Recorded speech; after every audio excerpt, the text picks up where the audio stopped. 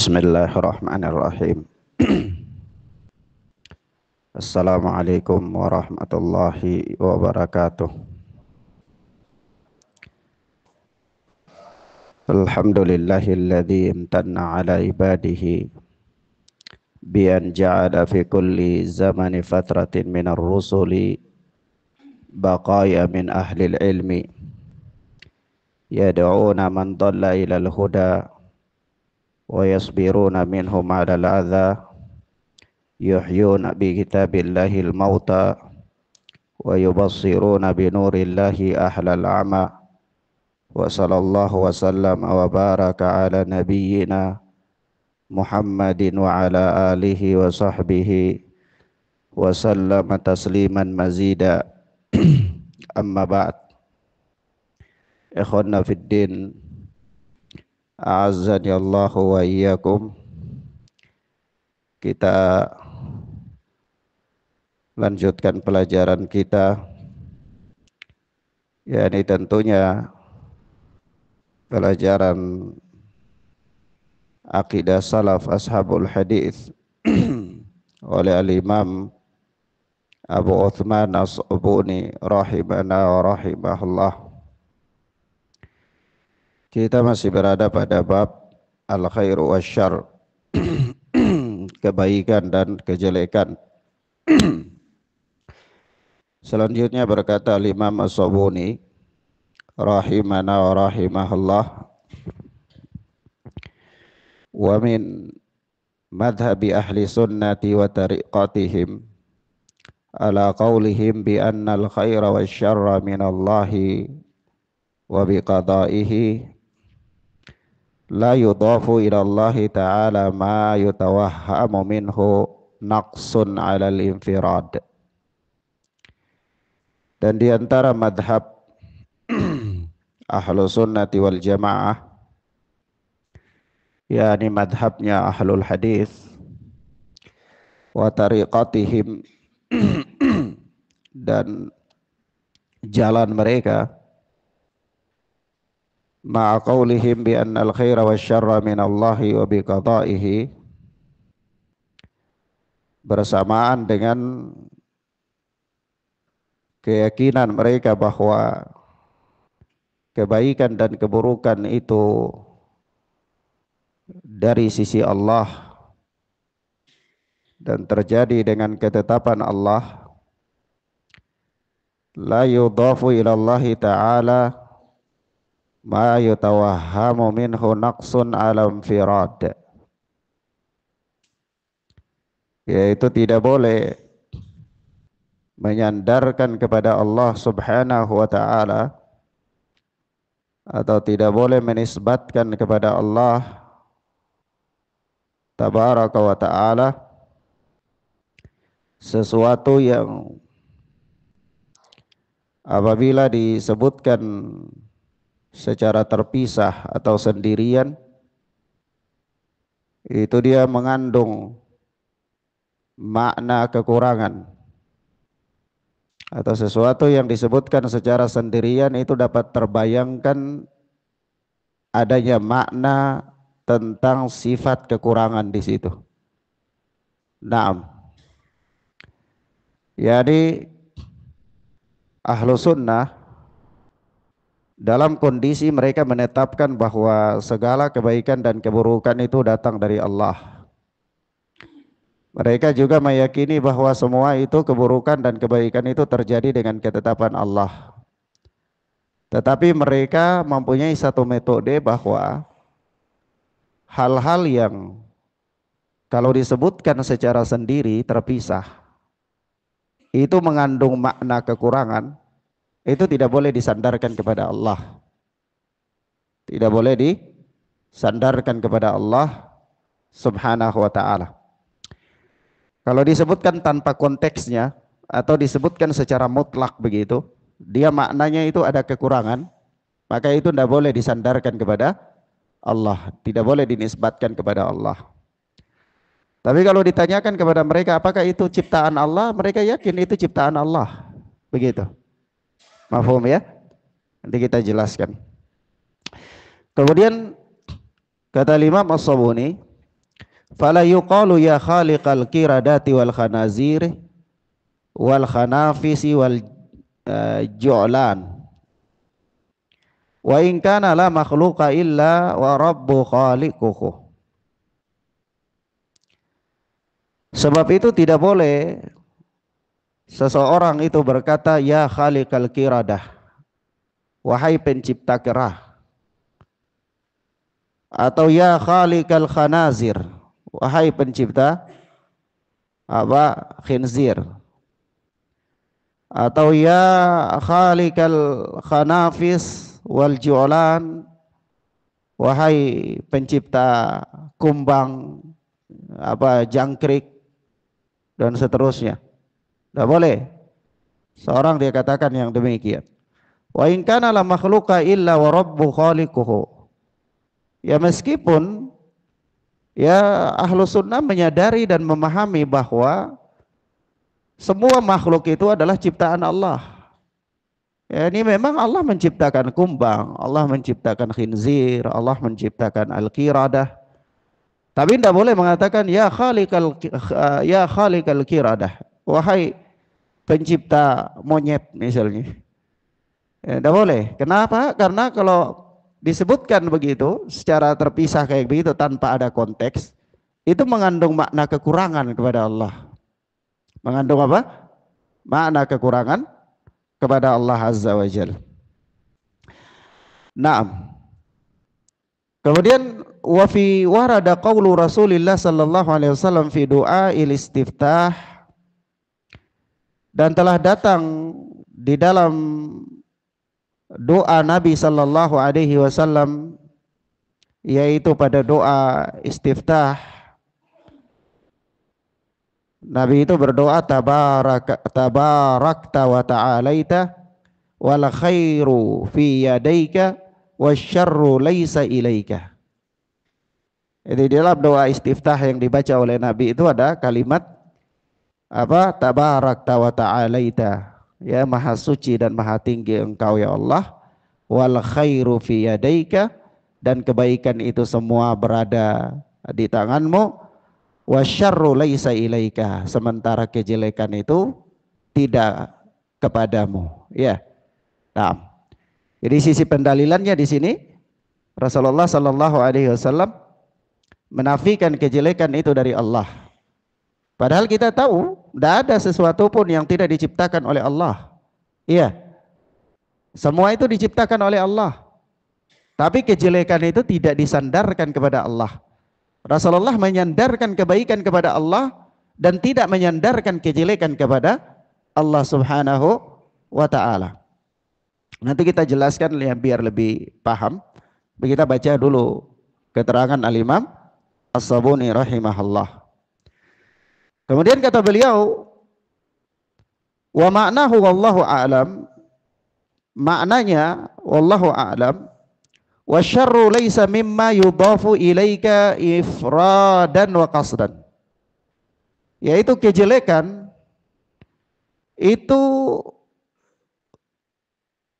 tidaklah disandarkan kepada Allah Subhanahu wa taala ifradan wa qasdan, secara terpisah. Kejelekan itu tidak disandarkan, disebutkan secara terpisah, itu tidak boleh disandarkan kepada Allah, maupun secara sengaja. Baik secara terpisah maupun secara sengaja, kejelekan itu tidak boleh disandarkan kepada Allah. Paham dulu prinsip ini ya, nanti ana jelaskan supaya paham. Hatta yuqala laka fil munadah, sehingga dikatakan ya khaliqasyarr atau ya muqaddirasyarr, wa in kana huwal khaliq wal muqaddir lahuma jami'a. Tidak boleh seorang itu dalam doanya itu dia berseru ya khaliqasyarr, wahai pencipta keburukan, ya muqaddirasyarr, wahai yang menentukan keburukan. Itu tidak boleh. Wa in kana huwal khaliqu wal muqaddiru lahuma jami'an. Meskipun ya kita sadar, kita tahu, ahlu sunnah tahu dan yakini bahwa Ya Allah itu yang menciptakan kejelekan itu dan Allah yang menetapkan kejelekan itu. Ya. Tapi kalau disebutkan begitu, tidak boleh kepada Allah Subhanahu wa taala karena dia mengandung makna kejelekan. Harus disebutkan berdasarkan konteks. Tidak boleh disebutkan secara umum begitu terpisah. Harus ada konteksnya supaya lebih memahami. Nah, kemudian kata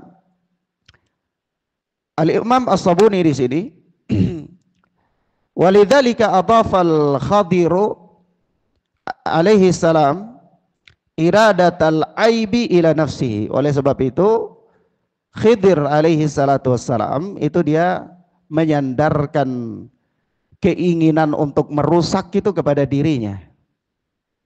Khidir itu nabi apa bukan? Ya. Para ulama berselisih pendapat ya. Para ulama berselisih pendapat Khidir itu nabi apa bukan. Ya, kenapa mereka berselisih pendapat? Mereka berselisih pendapat itu karena kata rahmah pada ayat di dalam surat Al-Kahfi ayat apa yang ke-65, yaitu Allah berfirman, "Fawajada 'abdan min ibadina atainahu rahmatan min ladunna wa 'allamnahu min ladunna ilma." Lalu keduanya bertemu dengan seorang hamba di antara hamba-hamba kami, atainahu rahmatan, yang kami berikan kepadanya rahmat. Kata rahmat itulah yang para mufassir berselisih pendapat. Ya, Al-Imam Ibnu Katsir, Al-Imam Qurtubi dan jumhur ulama mengatakan rahmatan yang dimaksudkan di situ adalah nabi, wahyu. Kami berikan kepadanya wahyu. Sementara wahyu itu adalah merupakan tanda nubuwah. Iya.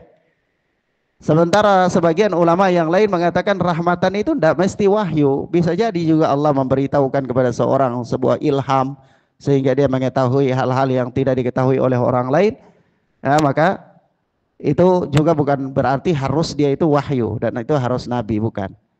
Ya, naam. Dan juga mereka mengatakan tidak ada di dalam nas yang mengatakan secara sarih bahwa penyebutan nabi kepada Khidir itu tidak ada.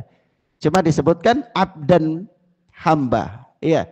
Nah, ala kulli hal, jumhur ulama menguatkan bahwa Khidir itu adalah seorang nabi. Khidir adalah seorang nabi. Kemudian apakah Khidir itu masih hidup sampai sekarang atau sudah meninggal? Ini ada perselisihan di antara para ulama. Tetapi perselisihan ini bukan terjadi di kalangan ahlul hadis. Ya, terjadi di kalangan ahlul hadis dan orang-orang sufi. Di mana orang-orang sufi membawa riwayat-riwayat yang dhaif yang indikasinya bahwa Khidir alaihi salatu wassalam itu masih hidup. Tapi riwayat-riwayat itu semuanya dhaif, bahkan palsu. Ya. Sehingga pendapat yang benar bahwa Khidir alaihi salatu wassalam itu telah wafat. Nah, di sini Al-Imam As-Sabuni mengisyaratkan Nabi Allah Khidir alaihi salatu wassalam itu menyandarkan keinginan merusak kepada dirinya. Itu di mana? Di surat Al-Kahfi ketika Nabi Allah Khidir alaihi salatu wassalam dalam kisahnya bersama dengan Nabi Allah Musa alaihi salatu wassalam.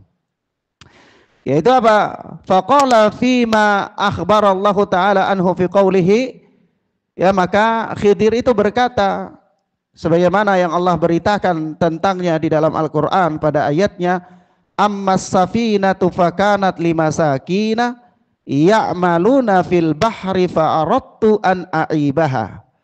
Adapun perahu itu adalah milik orang miskin yang apa? Ya'maluna fil bahri, yang mereka itu bekerja di lautan dengan perahu itu, ini mereka nelayan. Ya, ini fa'aradtu an a'ibaha, aku ingin menghancurkannya, keinginan menghancurkan, keinginan merusak. Disandarkan oleh Khidir kepada siapa? Kepada dirinya. Padahal kita tahu bahwa tidaklah terjadi suatu perkara melainkan dengan ketetapan Allah. Allah yang menciptakan perbuatan merusak apa tidak? Menciptakan perbuatan merusak. Allah yang menetapkan Khidir untuk melakukan kerusakan juga apa tidak? Itu tidak keluar dari ketetapan Allah. Tapi ketika Khidir mengatakan keinginan merusak, itu dia tidak sandarkan kepada Allah, tapi dia katakan fa'aradtu an aibaha, aku hendak merusaknya, ya.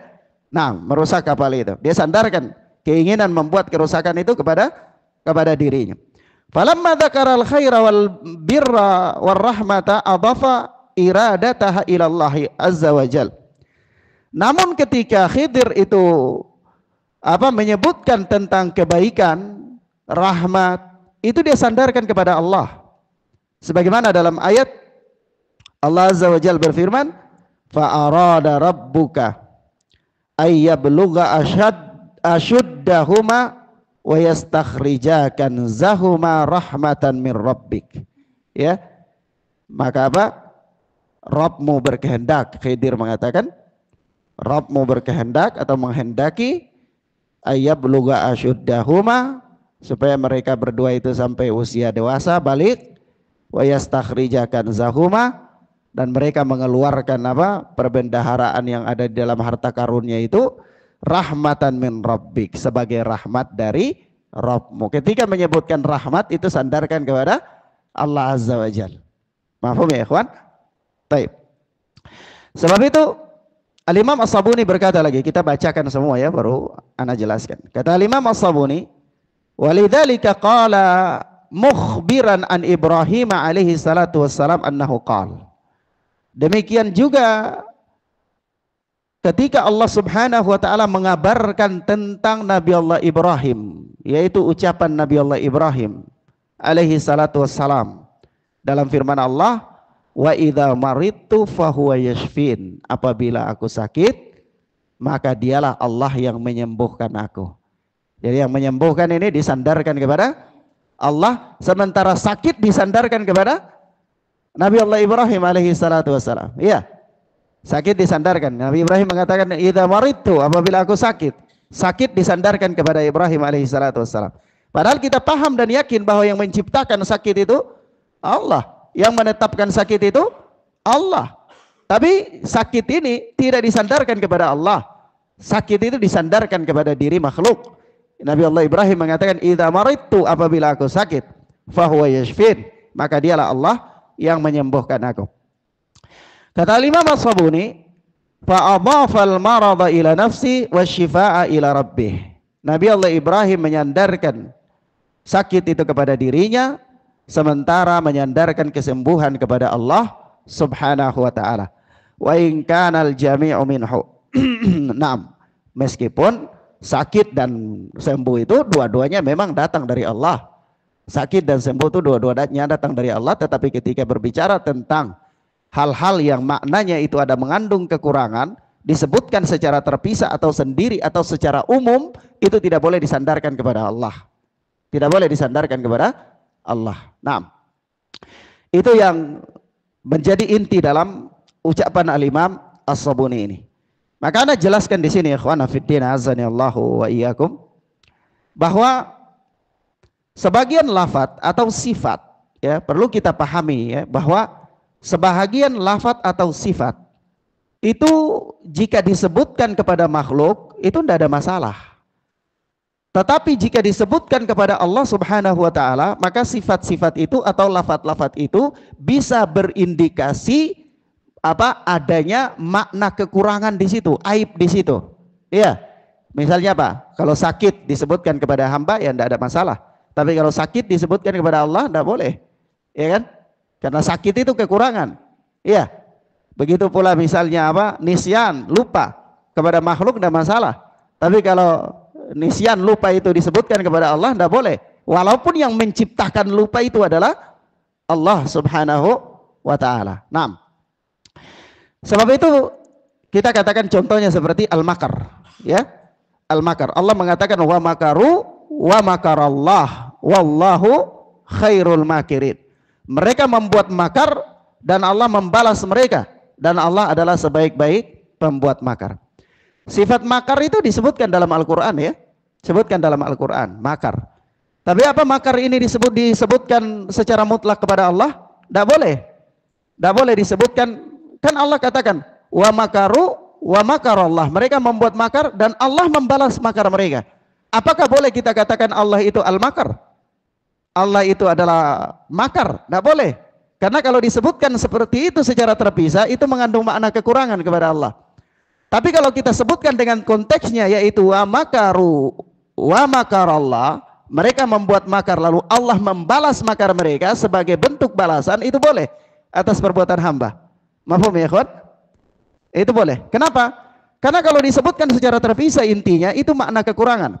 Tapi kalau disebutkan dalam konteks sebagai balasan Allah terhadap perbuatan hamba, maka itu maknanya mengandung keadilan Allah kepada mereka. Ya, maknanya mengandung keadilan Allah. Karena mereka membuat makar, Allah balas makar. Jadi adil. Allah membalas manusia sesuai dengan apa yang dia lakukan. Ini keadilan. Maka kalau disebutkan dalam konteks seperti ini, boleh kepada Allah. Tapi kalau disebutkan secara terpisah, tidak boleh. Al-makar, Allah mempunyai sifat al-makar misalnya, tidak boleh. Itu tidak boleh, karena dia mengandung makna apa? Kekurangan. Mafhum ya? Naam. Ini dikatakan adalah sifat yang tidak mungkin bagi Allah. Sifat yang apa? Tidak mungkin bagi Allah subhanahu wa ta'ala. Begitu pula seperti apa? Kita lihat di situ apa? Al-kaid. Al-kaid, yaitu apa namanya? Innahum yakiduna kaida wa akiduna kaida. Ya, mereka membuat tipu daya, maka aku membalas tipu daya mereka. Nah, tipu daya, apakah boleh Allah itu dikatakan al-kaid? Yaitu Allah itu apa? Apa pembuat tipu daya? Allah itu tipu daya, tidak boleh. Padahal Allah mengatakan innahum yakiduna kaida wa akidu kaida. Mereka membuat tipu daya dan aku membalas tipu daya mereka. Jadi kalau disebutkan terpisah, sifat al-kaid itu mengandung kekurangan. Jadi kalau disebutkan secara mutlak begitu Allah al-kaid tidak boleh. Tapi kalau disebutkan secara teks bahwa Allah membuat tipu daya itu sebagai balasan atas tipu daya manusia, maka itu boleh. Karena itu adalah bagian dari keadilan Allah subhanahu wa ta'ala. Kalau disebutkan secara terpisah mengandung makna kekurangan. Tapi kalau disebutkan berdasarkan teks berarti dia mengandung makna keadilan. Karena Allah membalas perbuatan jahatnya hamba. Begitu juga seperti apa? Al-khida, ya, tipu daya, yukhadi'una Allah. Ya, mereka apa? Menipu Allah wa huwa khadi'uhum, dan Allah membalas tipu daya mereka. Apakah al-khida, ya, penipu itu boleh disandarkan kepada Allah? Tidak boleh. Tidak boleh katakan Allah itu al-khida, tidak boleh. Tapi kalau disebutkan al-khida sebagai balasan atas perbuatan hamba, maka itu boleh. Nah, itu intinya daripada pembahasan Al-Imam As-Sabuni di sini. Artinya apa? Artinya ada sifat-sifat yang Allah sebutkan di dalam Al-Quran, tapi dia itu bukan sifat bagi Allah. Dia hanya merupakan bentuk keadilan Allah atas pembalasan Allah terhadap perbuatan hamba, begitu. Karena kalau dia disebutkan secara mutlak, maka dia mengandung makna kekurangan. Dia mengandung makna kekurangan. Padahal pada bab-bab sebelumnya itu Al-Imam As-Sabuni sudah memberikan keterangan kepada kita bahwa tidak ada yang tidak diciptakan oleh Allah, hatta perbuatan makhluk diciptakan oleh Allah, dan tidak ada yang bisa keluar dari ketetapan Allah. Semua yang terjadi ini berdasarkan ketetapan Allah. Maka dari situ kita sudah bisa berasumsi bahwa baik, buruk, sehat, senang, manis, pahit, semua itu adalah ciptaan Allah subhanahu wa ta'ala. Kalau begitu, bolehkah dikatakan Allah itu yang maha pahit? Bolehkah dikatakan Allah itu yang maha sakit misalnya? Atau bolehkah yang dikatakan Allah itu maha lupa? Atau bolehkah dikatakan Allah itu apa, penipu, al-kaid, atau al-khida, atau al-makar? Maka kita punya pembahasan tersendiri. Inilah pesan yang ingin disampaikan oleh Al-Imam As-Sabuni rahimahullah, yaitu sesuatu sifat kalau disebutkan secara sendiri atau secara mutlak itu mengandung makna kekurangan, itu tidak boleh disandarkan kepada Allah meskipun kita sadar bahwa itu adalah ciptaan Allah. Paham ya, ikhwan? Nah, lalu kapan boleh disebutkan? Ya boleh disebutkan berdasarkan teks, adalah sebagai bentuk balasan Allah terhadap perbuatan hamba. Seperti apa juga? Sifat apa? Nisyan. Seperti sifat apa? Al-istihza. Al-istihza yakni mengolok-ngolok. Allahu yastahzi'u bihim, ya. Allah apa? Allah mengolok-ngolok mereka. Kalau begitu apakah al-istihza'u itu sifat Allah? Bukan. Lalu kenapa Allah mengatakan Allahu yastahzi'u bihim? Allah membalas olok-olokan mereka. Ya, ini sebagai satu bentuk keadilan Allah memberikan balasan atas perbuatan hamba sesuai dengan apa yang dilakukan oleh hamba. Nah, baik. Sampai di sini paham ya, ikhwan? Azanillahu wa iyyakum. Kemudian selanjutnya berkata Al-Imam As-Sabuni rahimana wa rahimahullah, masyiatullah, bab masyiatullah, yaitu kehendak Allah subhanahu wa ta'ala. Kehendak Allah subhanahu wa ta'ala. Kata beliau, wa kadzalika min madhhabi ahli sunnati wal jamaah anna allaha muridun li jami'i amalil ibadi khairiha wa syarriha. Dan demikian pula di antara madhabnya ahli sunnati wal jamaah bahwa Allah subhanahu wa ta'ala berkehendak untuk semua perbuatan hamba, baik perbuatan itu adalah perbuatan yang baik maupun perbuatan yang buruk. Lam yu'min ahadun bihi illa bimasyiatih. Ya, tidaklah beriman seorang yang beriman kepada Allah melainkan dengan kehendaknya. Ya, tidak beriman seorang mukmin itu melainkan dengan kehendak Allah, maka Allah berkehendak untuk dia itu beriman. Begitu. Walam yakfuru ahadun illa bimasyiatih. Dan tidaklah kafir seseorang melainkan juga itu dengan kehendak Allah. Walau syaa la ja'alan nasa ummatan wahidatan. Dan kalau Allah subhanahu wa ta'ala berkehendak, niscaya Allah menjadikan manusia ini satu umat saja. Ya. Wa qala ta'ala walau syaa rabbuka la amana man fil ardi kulluhum jami'ah. Kalau Rabb mau berkehendak, niscaya beriman ya seluruh yang ada di bumi ini. Walau syaa alla yu'sa ma khalaqa iblis. Dan kalau Allah itu tidak berkehendak supaya Allah itu tidak dimaksiati, ya, kalau Allah berkehendak, misalnya Allah berkehendak tidak boleh ada yang memaksiatiku, niscaya apa? Ma khalaqa iblis, Allah tidak ciptakan iblis. Pengertiannya apa? Ya, pengertiannya memang Allah azza wa jal telah menciptakan iblis itu dengan kehendak Allah, bahwa supaya dia mengajak manusia itu untuk memaksiati Allah subhanahu wa ta'ala. Artinya jika Allah berkehendak supaya Allah itu tidak dimaksiati, Allah tidak menciptakan makhluk untuk memaksiati Allah, untuk bermaksiat kepada Allah azza wa jal. Artinya Al-Imam As-Sabuni ingin menjelaskan kepada kita bahwa tidak ada seorang makhluk pun di bumi ini yang bisa keluar dari kehendak Allah. Makhluk punya kehendak, tapi dia tidak bisa keluar dari kehendak Allah. Dia punya kehendak, harus berada di bawah kehendak Allah subhanahu wa ta'ala. Kapan ketika kehendaknya itu bertentangan dengan kehendak Allah, maka kehendaknya tidak akan terwujud. Kehendaknya tidak akan apa? Terwujud. Mahfum ya ikhwan? Nah, kemudian kata beliau begini, wa kufrul kafirina wa imanul mu'minina wa ilhadul mulhidina wa tauhidul muwahhidina wa ta'atul muti'ina wa ma'siyatul asin kulluha biqada'ihi azza wa jal wa qadarih wa iradatihi wa masyiatih. Ya, kekufurannya orang kafir, keimanannya orang mukmin, ateisnya orang ateis, tauhidnya para muwahhid, taatnya orang yang taat, maksiatnya orang yang bermaksiat, itu semua adalah dengan ketetapan dan kehendak, dengan ketentuan Allah, ketetapan dan ketentuan Allah. Wa iradatihi wa masyiatihi, dan dengan kehendak dan keinginan Allah. Arada kulla dzalika wa sya'ahu wa qadahu. Allah menginginkan itu semua dan Allah menetapkannya. Wa yardal imana wa ta'ah, dalam keadaan Allah itu, dalam kondisi Allah itu ridha kepada keimanan dan ketaatan. Wa yaskhatul kufra wal ma'siyata wa la yardaha, dan Allah murka terhadap kekufuran dan kemaksiatan dan Allah tidak ridha kepadanya. Qala Allah azza wa jal, Allah azza wa jalla berfirman, in takfuru fa innallaha ghaniyun ankum, jika kalian itu kufur maka Allah tidak butuh terhadap kalian.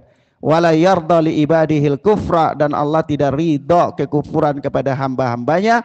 Wa in tashkuru yardahu lakum, jika kalian bersyukur maka Allah ridho kepada kalian. Ini artinya apa?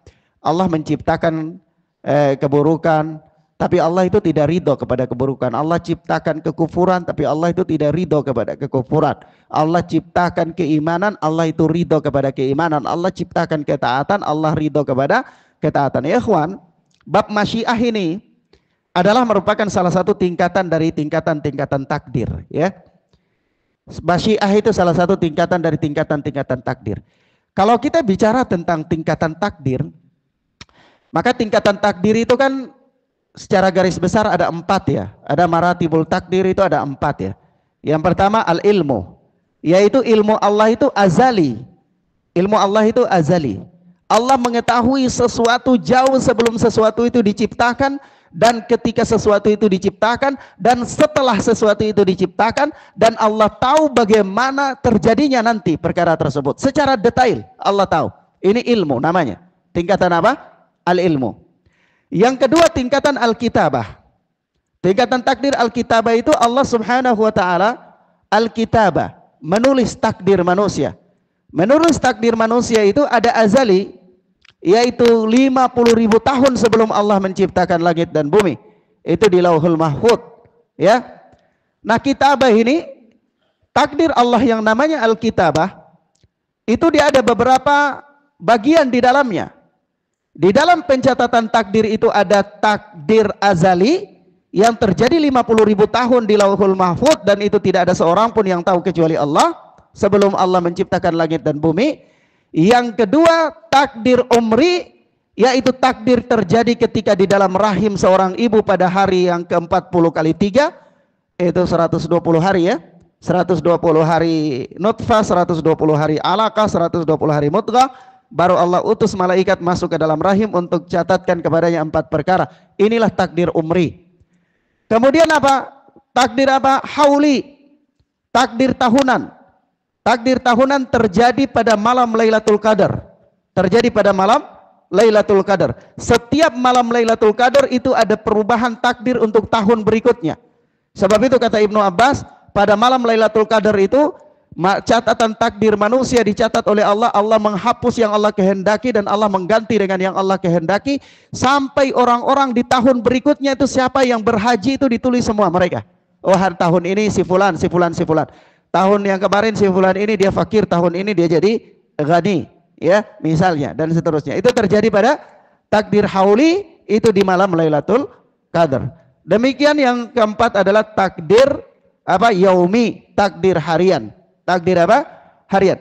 Jadi kalau kita di dalam takdir kitabah ini ada 4 tingkatan, maka takdir umri adalah rincian atas takdir azali. Takdir hauli adalah rincian terhadap takdir umri. Di takdir umri itu disebutkan orang ini umurnya sekian sudah. Nanti rinciannya di mana? Rinciannya di tahunan. Mafhum ya ikhwan? Rinciannya di tahunan. Takdir hauli adalah rincian terhadap takdir apa? Takdir yaumi adalah rincian terhadap takdir hauli. Dalam 1 tahun itu disebutkan misalnya si fulan tahun ini dia jadi orang kaya. Proses dia menjadi orang kaya tertulis di dalam takdir apa? Yaumi. Karena dia rincian dari takdir hauli. Mafhum ya ikhwan? Nah, setelah takdir alkitabah, takdir apa? Masyiah, kehendak. Kehendak. Yaitu kata para ulama, Masya Allahu kana wa man lam yasha lam yakun. Apa yang Allah kehendaki itu pasti terjadi, dan apa yang tidak Allah kehendaki itu tidak akan pernah bisa terjadi. Ya. Nah, kemudian yang berikut adalah tingkatan takdir yang berikut, yang keempat adalah al-khalq, yaitu penciptaan. Ya. Nah, ini tingkatan-tingkatan takdir. Jadi kalau kita bicara tentang apa namanya masyiah, itu berarti kita bicara tentang salah satu tingkatan daripada tingkatan-tingkatan takdir Allah Azza wa Jalla. Artinya begini, Allah Subhanahu wa ta'ala berkehendak terhadap segala perkara, kebaikan, keburukan, kekufuran, keimanan, secara kauni. Secara kauni. Ya. Hatta orang kafir pun tidak bisa keluar dari takdir, dari masyiah Allah kauni ini. Kehendak Allah yang bersifat apa? Kauni. Tetapi begitu dia berada dalam kekafiran, Allah tidak ridho terhadap takdir itu. Tapi kekufuran itu memang dikehendaki oleh Allah, diciptakan oleh Allah. Ya. Nah, orang mukmin itu dia mendapatkan 2 masyiah. Pertama, masyiah secara kauni dan masyiah secara syar'i. Bahwa secara kauni Allah menetapkan keimanan. Begitu dia itu menjadi orang yang beriman, maka Allah ridha kepada keimanan, dan itulah takdir syar'i yang dituntut dari seorang hamba untuk dia itu beriman kepada Allah Subhanahu wa taala. Naam. Baik. Mafhum ya ikhwan? Baik, ini bab masyiah ya. Nah, ini bab masyiah ini cuma satu keterangan saja yang disebutkan oleh Al-Imam As-Sabuni rahimana wa rahimahullah di sini. Baik, ini hanya bab untuk memperjelas kondisi-kondisi yang sebelumnya. Dan subhanallah, indahnya susunan kitabnya Akidah Salaf ini, Imam Asy-Syabuni berbicara tentang takdir, berbicara tentang keburukan, berbicara tentang masyiah, lalu beliau berbicara tentang nasib orang di akhir hidupnya. Subhanallah. Maka itu beliau mengatakan pada pasal berikut itu, awaqibul ibadi mubhamah. Akhir dari nasib seorang hamba itu mubham, tersembunyi, tidak diketahui.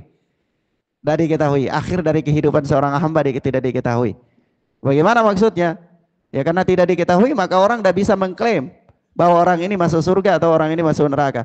Walaupun kita tahu tadinya keburukan, kebaikan diciptakan oleh Allah, ya, sesuatu terjadi itu dengan ketetapan Allah, dengan masyiah Allah. Tapi akhir dari kehidupan seseorang itu mubham. Ya, dia tersembunyi. Naam. Wallahu taala alam bisawab. Ilahuna ya ikhwan, kita cukupkan sampai di sini. Yang mudah-mudahan bermanfaat bagi kita, dan kita lanjutkan pada pertemuan berikutnya biidznillah. Wassallallahu ala nabiyina Muhammad wa ala alihi wa sahbihi wasallam. Subhanakallahumma wa bihamdika asyhadu an la ilaha illa anta astaghfiruka wa atubu ilaik. Wassalamualaikum warahmatullahi wabarakatuh.